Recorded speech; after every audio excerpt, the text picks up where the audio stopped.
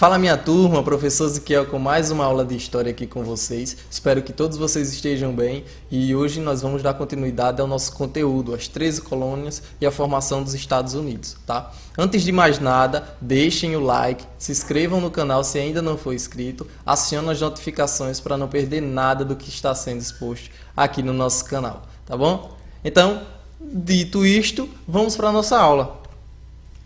Então, pessoal, hoje nós vamos falar sobre a independência das 13 colônias.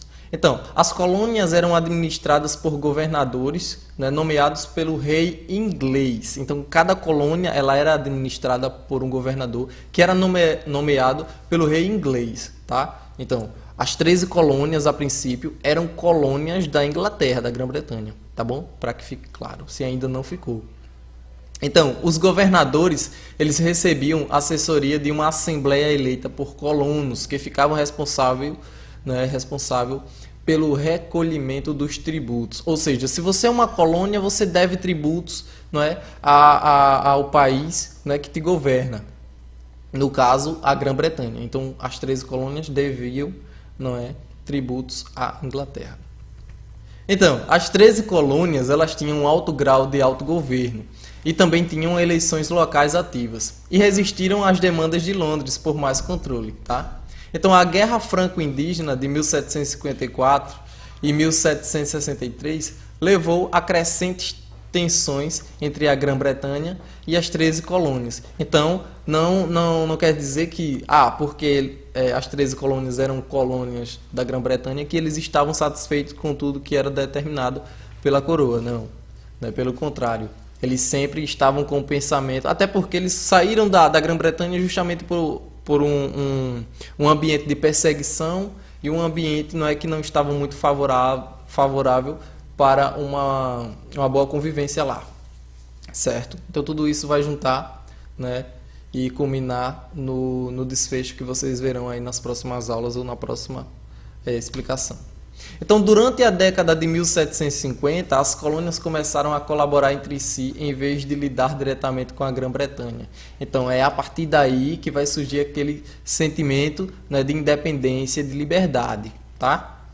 Então, essas atividades intercoloniais cultivaram um senso de identidade americana compartilhada, né, e levaram a pedidos de proteção dos direitos como ingleses dos colônios, especialmente o princípio de não tributação, né, sem representação.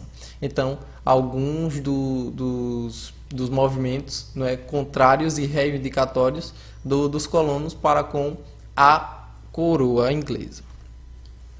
Então, desde o início, as colônias inglesas da América tiveram autonomia política e administrativa, se comparadas ao modelo espanhol e português. Então, a Inglaterra ela dava uma certa liberdade, não é, para esses colonos. E pode ter sido isso que fez com que os colonos se revoltassem contra, né, a coroa, e aí surgisse essa ideia de independência, e que foi o que justamente aconteceu, né? Então isso acabou gerando uma consciência nos colonos de que eles não precisavam da Inglaterra, não é, justamente para tudo, né, para se desenvolverem.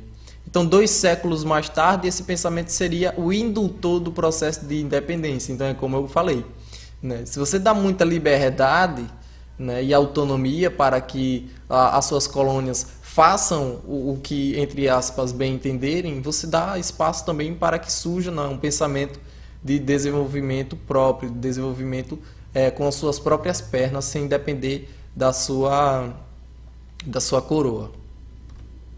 Então, pessoal, dito isto, não é, a atividade está aí para vocês exercitarem tudo o que vocês viram nessa aula. Então, a primeira questão: o que gerou uma consciência de independência nos colonos? Então, ficou, no meu ver, ficou bem claro, não é, a resposta dessa primeira. E como era a forma de organização política das colônias? Então, se você ainda tem dúvidas sobre a resposta da primeira ou da segunda ou das duas, você volta à explicação e aí eu tenho certeza que você vai conseguir responder as questões. Tá certo, pessoal? Espero que todos tenham aproveitado o máximo dessa aula, tá? E qualquer dúvida, volta ao vídeo, né, que eu garanto que vocês irão tirar todas as dúvidas, tá bom? Espero que fiquem bem. Até a próxima aula e tchau, tchau.